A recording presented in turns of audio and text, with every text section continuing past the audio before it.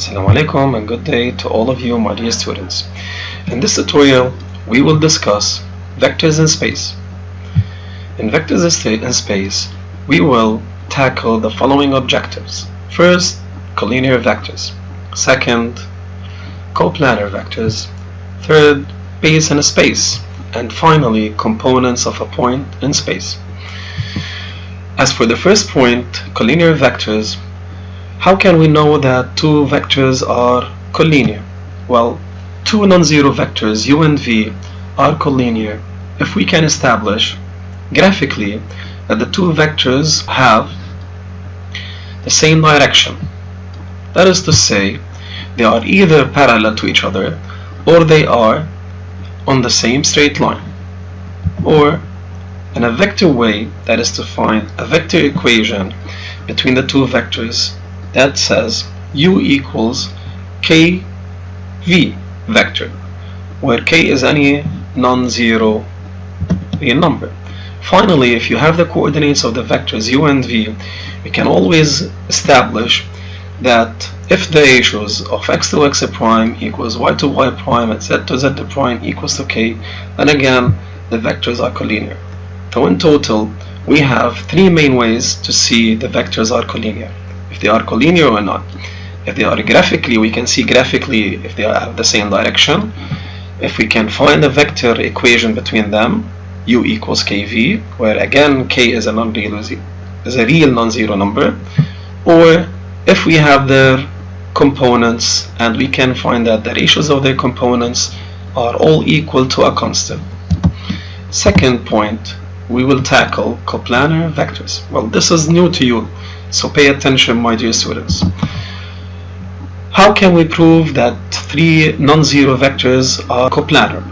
Well, three non-zero vectors u, v, and w are coplanar if and only if one of the vectors u, v, or w can be written as a linear combination of the other two vectors. For instance, w vector, if I can write it as a constant by a vector u added to another constant by a vector v, where the constants alpha and beta are real and non-zero, then we can say that these vectors are coplanar. Now this is a figure that shows three coplanar vectors where one of the vectors w is equal to a constant by a vector u and another constant by the vector v. We will see this later, but first we will see another way to prove that vectors are coplanar.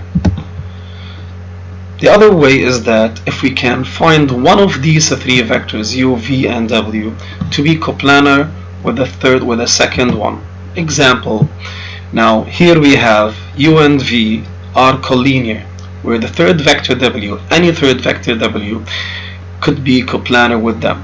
So whenever we have three vectors, non-zero vectors, one of them, w for instance, can be written as a linear combination between the other two vectors, that is to say a constant by the first vector added to a constant to other vector, or two of the given vectors are collinear. Remember that they are collinear only if they have same direction, that is to say they are parallel or collinear or on the same straight line, or we can establish this analytically or vector form. These two vectors, if they are collinear, then any third vector will be coplanar with them. What's the importance of coplanar? We'll see that later, inshallah. Now let's go to the third point now. The third point is base in space. What's a base? Now, definition. Any three non-coplanar vectors would form a base. Now, this is one thing to say about coplanar. Well, let's see. What do we mean by a base? A base, let's for instance, the non-coplanar vectors I, j, and k form a base in space. That is to say, they form this system. Okay, you know this, I and j. I is the direction vector of the x-axis, j is the directive vector of the y-axis, which is the plane that we use to use when we needed to draw a straight line on a plane or a point, any point. Now we will upgrade our system from a plane, that is to say from 2 dimensions to a 3rd dimension, which is the z-axis, which uses a 3rd vector k. Notice that the vectors I, j, and k are non-coplanar. Again, what do we mean by non-coplanar? Non-coplanar, they are not in the same plane. That's to say they don't form the vector relation that we had before, w equals a constant by a vector added to a constant by another vector, or either of the 3 vectors are collinear. The 4th point, which is components of a point in space. Now let's see if you can do this. Can you determine the components of the points C and E and F in space? Well, here are the points: C, E, and F. Well, did you find the coordinates? Okay, if you did, then this is good for you. And if you didn't do it, then you only have to wait for a second and we'll see it later on. Now we will use a math software to see how to prove that 2 non-zero vectors are collinear. Do you still remember how? Okay, let's do it together. Yes, graphically. And to do this, we will consider a rectangular prism ABCD EFGH, where M and N are the respective midpoints of segment AB and segment AD. Okay, now can you say that the vectors AM and AB are collinear? Good, of course they are collinear, because we can see that M is the midpoint of segment AB and the vectors M and AB are on the same straight line. Okay, what about vectors AM and GH? Are they collinear? Yes, they are, because AM and GH are vectors on opposite edges of a rectangular prism.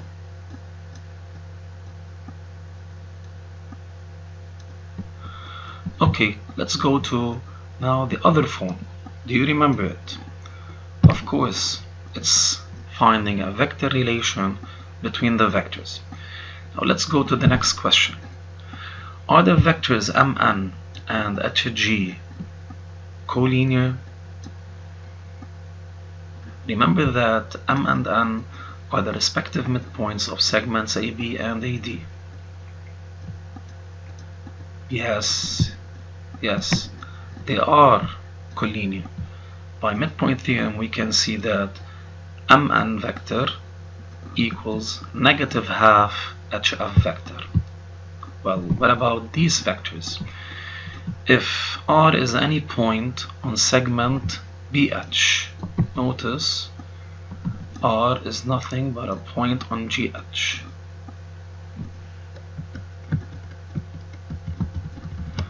Well, if R is any point on the segment BH, then can we say that the vectors BR and BH are collinear? Yes, again, true. Why? Because we can write it in the form of U equals KV, where K is a non-zero real number. So now we can see that we can prove 2 collinear vectors by 2 different ways, either graphically or vector-wise, in a vector form. Now what about analytically? Okay, let's find that the coordinates of BR and BH. In fact, we will see how to find the coordinates of a vector in space later on. But first, let's take for granted that they are as they are given by the software. And if you notice that the ratio of the abscisses of vectors BR and BH, the ordinates and the Z are always equal to the constant. Notice as I move point R, the ratio keeps the same. Now, my dear students, let's check coplanar vectors. As we said before, to prove three non-zero vectors u, v, and w to be coplanar, we need to find one of the three vectors to be a linear combination of the other two vectors. To do so, we will check a rectangular prism AM, AB, CD, EF, GH, where M is the midpoint of segment AB and N is any point on segment AD.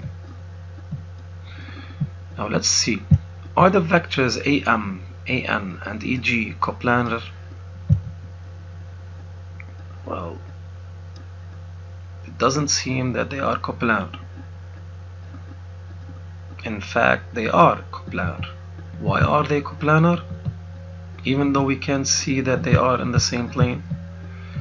Because we can write vector EG as a linear combination of vector AM and vector AN. Let's check as we move N what happens. Still we can write vector EG as a linear combination of two vectors AM and AN. Okay, let's check the other case of coplanar vectors. By collinear, if I can take two vectors u and v which are non-zero to be coplanar, to be collinear, then any third vector w will be coplanar to these two vectors. Are the vectors AN, CB, and HF coplanar? AB, AN, CB, and HF. Again, from this point of view, we can say that they are coplanar. But let's check something here. AN and CB are on opposite edges of a rectangular prism, so they are collinear. So according to the rule, any two vectors that are collinear, then they will be coplanar with any third non-zero vector. Let's take now the vectors BR, BH, and HF. Are they coplanar? Well, but if I put them like this, of course they are coplanar, my dear friends. Why? Again, since two of them, BR and BH, are collinear. Our last objective for this tutorial is to find the components of any point in space. To start with, you can notice that our system is a little bit different here. It is composed of x-axis, y-axis, and a z-axis, where the x-axis has a directed vector I, j is for the y-axis, and k for the z-axis. Now, if I need to find any point in the xz plane, here's the xz plane, then its ordinate y will be 0. And if I needed to find the components of any point in the yz plane, then its abscissa would be equal to 0. Finally, if I want to find the components of a point in the xy plane, then its elevation z is 0. Now, don't be confused. E, F, and G are not on the xy plane, but only the perspective here can let you see this. Now, let's start with finding the components of point E.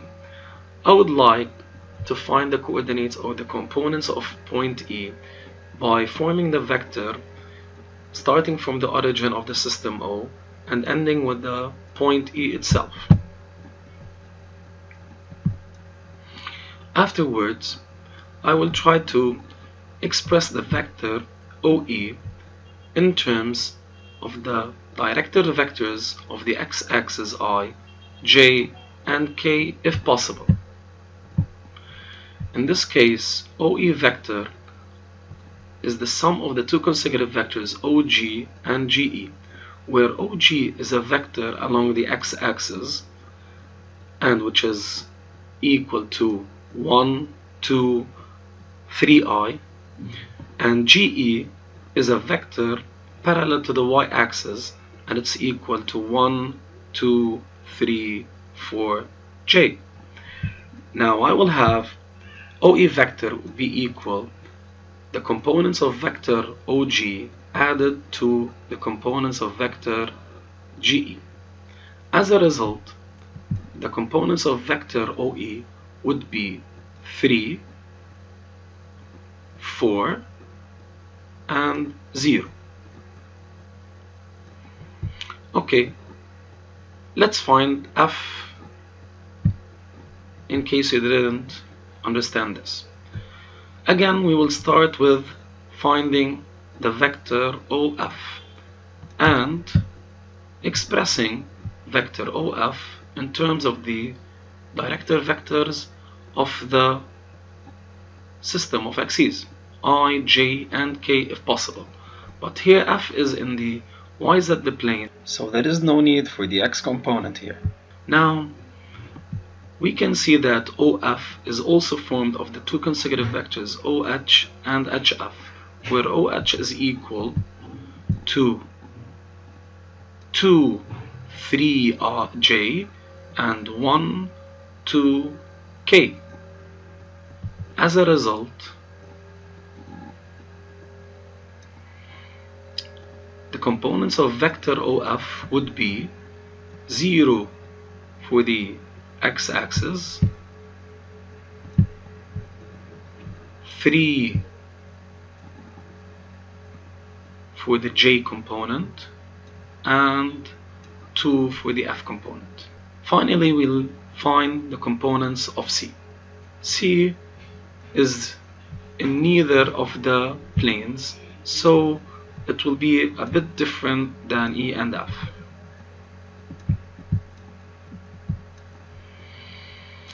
Again, I'll draw the vector OC and try to write OC as sum of consecutive vectors, one parallel to the axis, other parallel to the y-axis, and the third one parallel to the z-axis. OGI is equal to 1, 2i, the ij, the parallel to the y-axis, equals minus j, it's in the negative sense of y, and jc in the positive sense of k, but it's equal to 1, 2, 3k. So as a result, 2 on the axis for OI, 0 and 0 for ij and jc, so the abscissa of OC is 2. The ordinate of OI is 0, minus 1 for ij, 0 for jc, so their sum is minus 1. And for the z component, notice I didn't write 0 for the z elevation here because OI is in the xy plane, but nevertheless it's 0. So 0 plus 0 for ij and 3 for jc, then the result will be 3. Now OC would be 2 minus 1, 3. Hope you enjoyed this video, and hopefully I'll see you next time.